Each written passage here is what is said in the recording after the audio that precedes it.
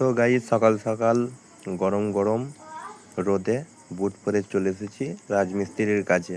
আর এই দেখো ছেঁড়া স্যুটের সাথে ছেঁড়া বুট। আর এই দেখো আমার ঢ্যামনা মিস্ত্রি মুখের দিকে তাকিয়ে একটু হেসে দিল, মুচকি হেসে, খুব ভালো লাগলো। আর এই দেখো 5 ইঞ্চি গাঁথনি, কলমের বিল্ডিং, জলের ট্যাঙ্ক হবে, এগুলো আজকে গাঁথা হলো।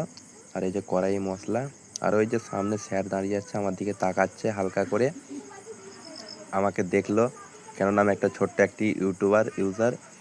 আর এই যে কলমের বিল্ডিংটি অর্ধেক খাওয়া খাওয়া হয়ে গেছে, মনে হচ্ছে কুকুরে কামড়ে দিয়েছে।